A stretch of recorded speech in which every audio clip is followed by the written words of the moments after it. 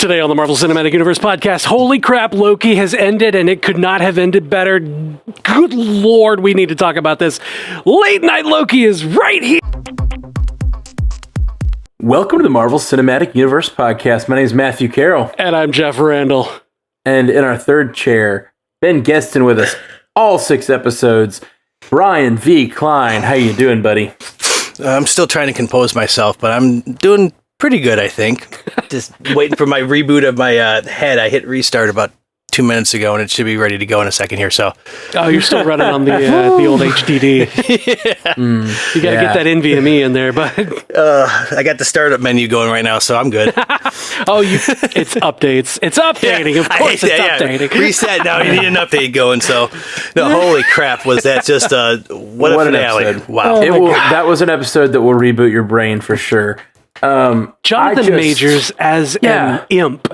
As basically an imp taunting them the entire time was so amazing. He was like the trickster for the 2 trickster gods, right? Like, right? He's like, it was just amazing. And I cannot say enough about how happy I am about this episode. I said it in the last week's episode that I couldn't imagine them doing Kang because I can't imagine. We had said that we thought, if anything, it's just going to be that Thanos-style turnaround. Yeah, the smile at the camera. Yeah, because we were like, there's no way they're going to like drop him in during the last episode and that's all we get of Kang, right? To be fair, that's exactly what we got. Mm-hmm. That's true. That is true. We got He Who Remains, and then at the end we got the idea that Kang's been released. So that's fair. Yeah, we got the statue of Kang. Yeah. Like in the full coif and collar and headdress and like everything about him was Kang the Conqueror. And I loved it. I loved that. I love his, like, he just sat there telling a story, and I was enthralled the entire time. Yeah. Mm-hmm. That's what I was going to say. Like, the thing I did not consider, I was thinking they'd be at this house, they'd have to go through some sort of adventure, and they'd be splitting time with the TVA, and which they did. But, like, they basically spent an entire episode just sitting and having a conversation, which as a Star Trek fan, you know I love. Yeah. You know this is like my jam. It's time travel, it's conversations, it's the dilemma of do we accept the big bad that this guy is trying to stop? Do we accept the possibility of that because we don't like him, or do we continue the 6 cycle? I mean, you know, it's Star Trek, it's Matrix, it's, you know, this idea of free will. What is free will? Like, it's all of those like really meaty ethical questions, and I am so freaking jazzed over everything that I just saw on the screen. More than ethics, it's like a philosophical quandary. It's like this guy is telling you that if you stop the bad things you know are happening, worse things will happen. Yeah, and it's like, you know, do you trust him versus diving into the multiverse of madness? Such an amazingly executed episode. Oh, I absolutely love it. And the whole time during the whole exposition thing, you still didn't know who was telling the truth, who was lying, which way it was going, and it's like manipulation on top of manipulation on top of manipulation going. And I love that point. I love that one point where he was just like, we just crossed the threshold into the unknown. Like it like that says to me that, like he says, I've lived 1,000 lives. I've seen everything. Like it seems to me that he has repeated this process, like Edge of Tomorrow style, over and over and over again, and has gone through the same thing every time. I didn't get that sense. I didn't get that sense just because he says, I guess I'll see you soon. He says reincarnation, baby. But talking about that moment where he realizes that time has passed the threshold, all I can say about that moment is French kiss. Just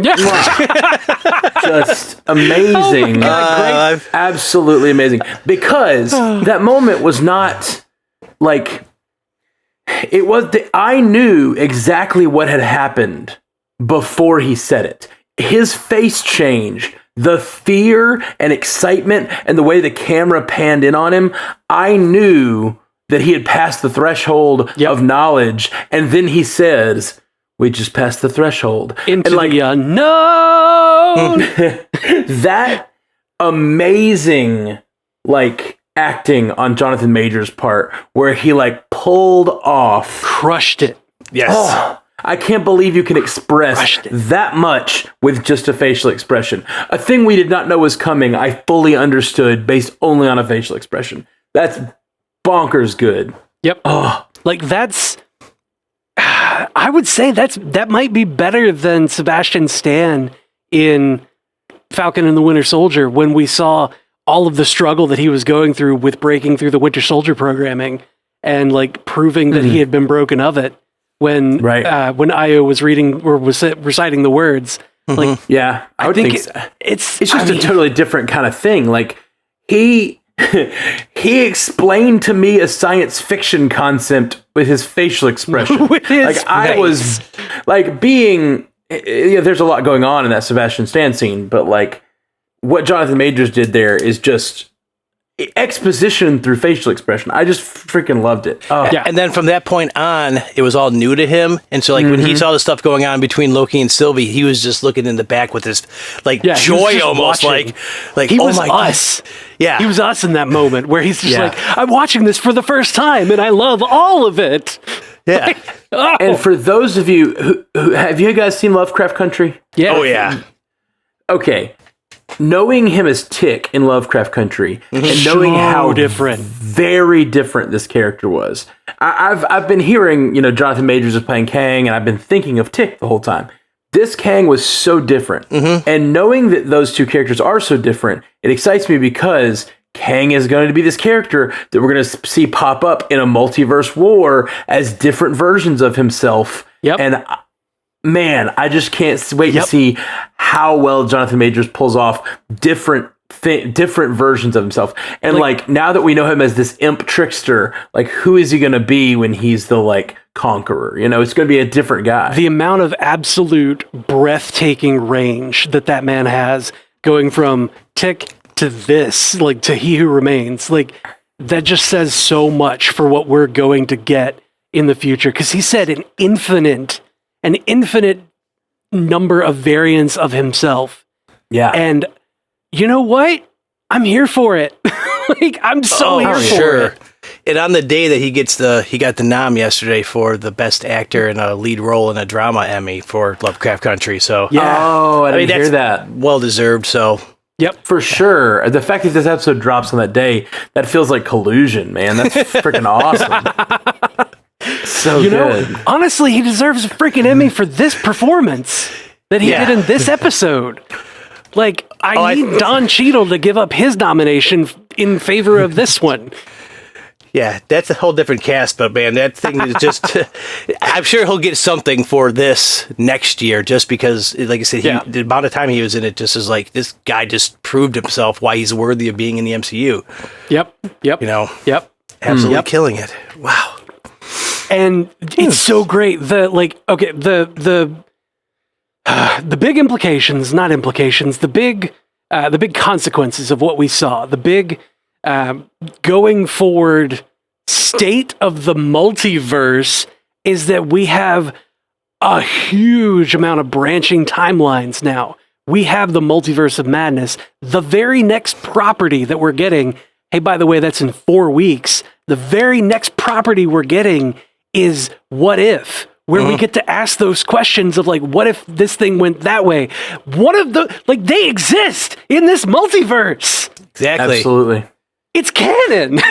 Yeah. And now that they're going to be hopping around the multiverse, it could at any point, any of these what if realities could intersect with the regular timeline that we know. Like any of our characters. Or in What If, I don't know if this is going to happen, in What If we could have intersections, you know what I mean? Like I thought it was all going to be a anthology, and I think that's the plan. But like now, who knows? Kang could just show up in some What If episodes if they want to, and like twist up the timeline. And speaking of that, we already saw the first iteration of it with that end scene with Loki going back to the TVA and then being like, "Who the hell are you?" Yeah. So he got put into a different timeline where they didn't know who he was yet. So.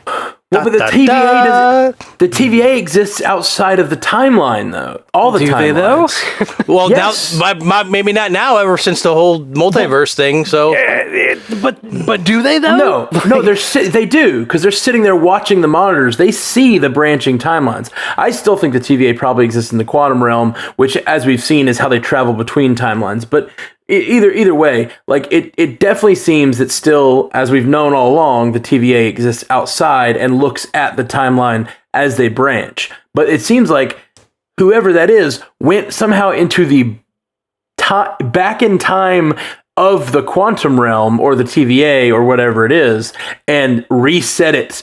And now the other version doesn't exist anymore. no, I was just thinking the next scene you're going to see in the beginning of the next season is just Mobius going, nah, I'm just messing with you. I know who you are. Like, like that's what you get for all the crap you gave us in the first season. Oh my God. Now help us fix this multiversal explosion that happened. I got you good. Yeah, I had you going. Now let's get to work. That statue was just a prank, you know? Yeah. You should Bring it down now, guys. You should have seen all the work we had to put into. Yeah. We got him good. Did you see his face? Oh, that's Best so prank dumb. Oh, ever. man. He says, we got a lot, like, you know how much we love to brag on this podcast. Oh yeah.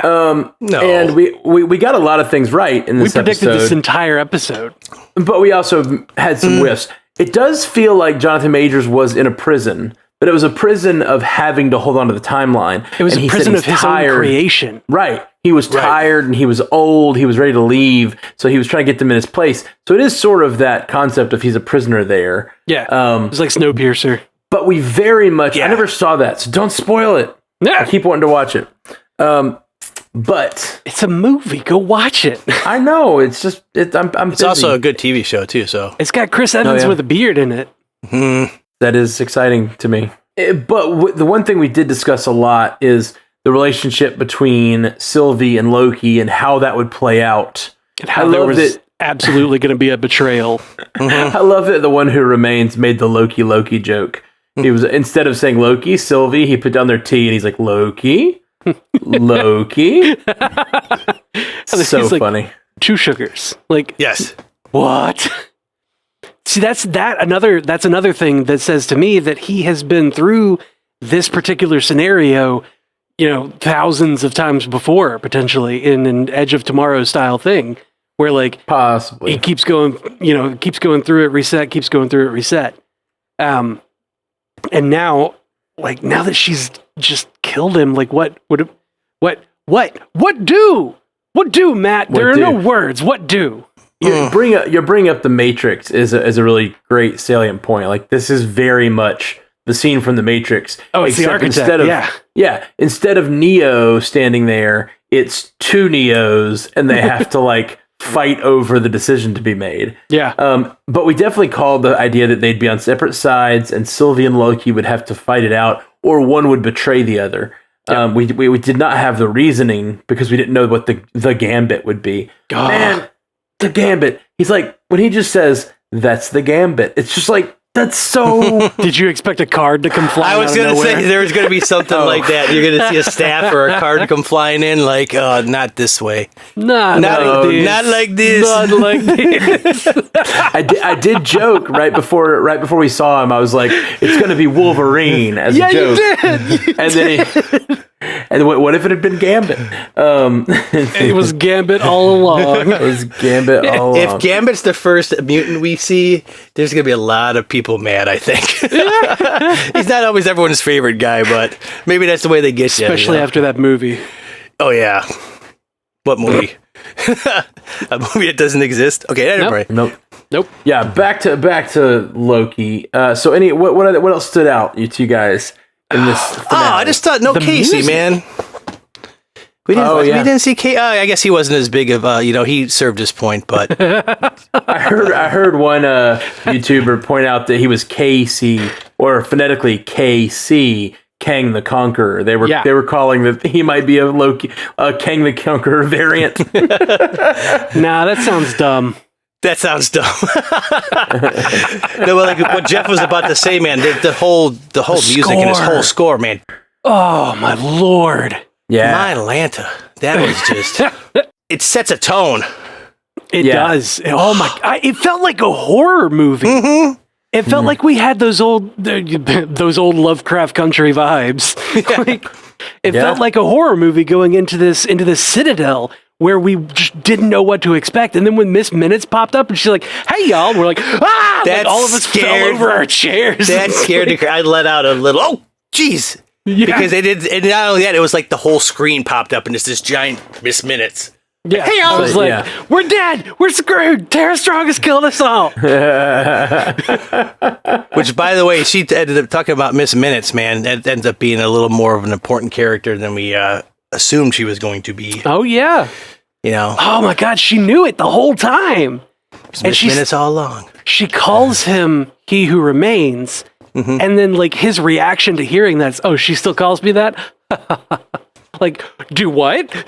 Wait, sir, I have questions. Do you think he was cryogenically frozen, or does he just live forever? It's Kang the Conqueror. He exists outside of everything, however he wants to. As that door was opening, there was like a whatever dry ice look to everything. Like it was all billowing out of the room as that door opened, and I was like, "Is he frozen?" He was carbon freezing the whole time. Yeah.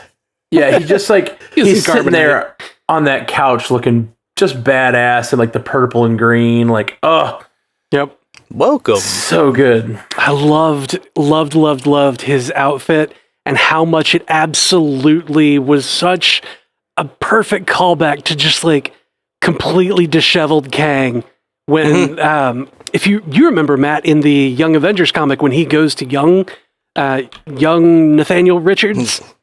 And he's like, "This is the day where you would have had your throat cut and you'd be in the hospital for however long, whatever." And like the way that his outfit was just kind of like, super loose and like, kind of ill-fitting. And he was like, "Here, try this armor on. It'll adjust to you." And he's like, "Cool, thanks. I'll go back in time and screw you over." It reminded me of that so much where he just like, he had the purple outfit and was just like, I threw this on because I had company coming over. Now, I'm under the impression, and this is how I'm going to think it going forward for now, is that we saw Jonathan Majors as this character. He is He Who Remains. He's not Kang the Conqueror. He's a king because he's mentioned a couple of times. There's variants of me from the 31st century Earth. You could call me a conqueror. So it is this character. Well, no, he says I was a man. I was once a man like all of you or whatever. I lived on the earth. I was once a man like you. I don't know. I was once a normal man who lived in the 31st century. Then I discovered other worlds. Right. So it seems that like he starts in the 31st century, which is the Kang story. So they're all variants starting there, and they all branch off to do other things. But it is possible, as we've seen in the series, for variants to look different. So it is possible we could meet any Kang who it could be anybody, Yeah. Right. But with him being, like, at the end when he got stabbed and died and says, what he said, "I'll see you soon." Yeah. So, I mean, we'll see. He's going to be playing, he'll be playing this role. He's He Who Remains. When he comes back, he'll be Kang the Conqueror. It'll be a different version of. It'll be him as himself, but it'll be a variant version of him or a different version of him. Yeah, like they're all Nathaniel Richards. Oh yeah, right. yeah. I feel like they'll be wasting potential if we don't get a lot of different versions of him, though. Yeah, right. Throughout the series, and some of them may be good, some of them may be bad. It's difficult.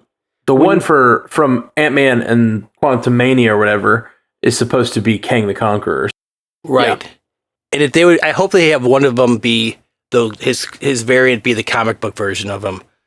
Oh, with God. That'd be neat. The goofiest looking one. So that'd be just how they did it in this with Loki, with the classic Loki look. So. Oh yeah. Yeah, that would be neat. Can we get Richard E. Grant to come back in Kang the Conqueror makeup and like the old costume? Oh, Richard E. Grant is the comics version of every character. Every variant character. I see it. Mention him as Storm. Oh. Although, no, we couldn't have that. They'd be accused of something, but have him as, wow, the possibilities are endless. Yeah.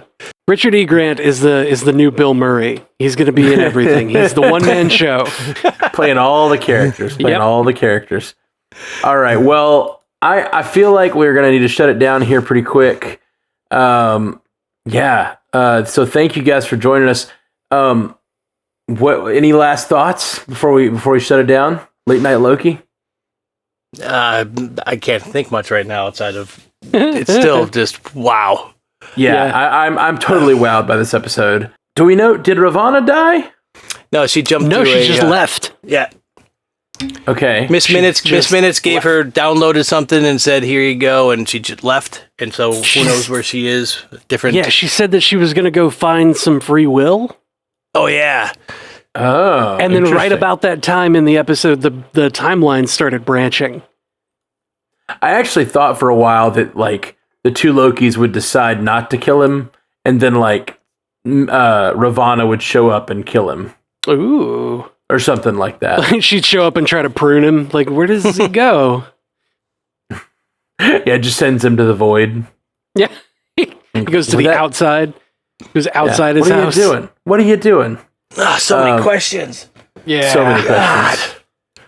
Oh, man. Screw you, Marvel. Damn you, Marvel. Man.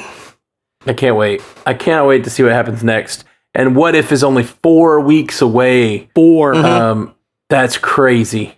So, we'll be back later this week. Well, actually, we'll be back later today with a more full episode. So you guys join us. We'll be on at 5 p.m. We'll be doing a live watch. 6 p.m. Central, we'll be doing the podcast on Twitch with Ashley Coffin joining us. Mm-hmm. And we're going to talk more about this episode then, and when we've had more time to rewatch and put our thoughts together. Sleep is the thing. And speaking of What If coming up, if the next we're going to record Spark. We're going to record an episode soon of Source Pages where we're going to be covering a bunch of comics that are going to be leading up to it. The original Sin Run from 2014, I think, where it's pretty much going to be the primer for Uatu the Watcher, because he's going to be the narrator of What If. And we have 3 different other comics, but you can check that out at Stranded Panda, at the Source Pages Facebook page. It just has a list of all the stuff that we're going to read if you want to prime it beforehand. And that's what we got coming up pretty soon. Sweet. And we'll definitely be mentioning that on the MCU cast. So subscribe here, go over to Source Pages, hit subscribe. Give us a full any other things they need to know. Follow you on Facebook, subscribe wherever they get podcasts. Yeah, and we have we dropped our second episode where we review Haley and I review Black Widow, and then we compare it to the Deadly Origin run. And our first day numbers of subscriptions that we got from it was freaking mind-boggling for a second show. Awesome. A lot of it goes to you guys dropping it, a lot of it goes to word of mouth, but we just had, holy crap, it's been so much fun. It actually puts more pressure on this little podcast we were just doing for fun to read comics. All of a sudden, we're like, there's a following all of a sudden. Like, holy cow. Freaking awesome, little man. Podcast that could. Yeah. Yep. We're on Instagram, awesome. We're on Twitter, we're on Facebook, we're on all the platforms now. So like, subscribe, review. Hey, we got approved for an affiliate relationship with bookshop.org. So whenever you go to review a book for the Source Pages, books rather than comics, we can throw up an affiliate link to the book, and people can get the book to read up on it. Yeah, there's a lot of comic things like that too. Oh, we'll look into that. Well, guys, that's all for this podcast. We'll be back later today with more talk of Kang the Conqueror. I'm sure there will be a lot of that, and more talk of Sylvie and Mobius and Loki. Peace. Until next time, true believers. I can't wait for the next time. Thank you for joining us for the Marvel Cinematic Universe podcast. Available everywhere you get podcasts, and now a video version streaming live on twitch.tv/strandedpandatv and available at youtube.com/strandedpanda. And if you'd like to learn more about all of our other podcasts, geeky projects, and ways to support the network, visit strandedpanda.com.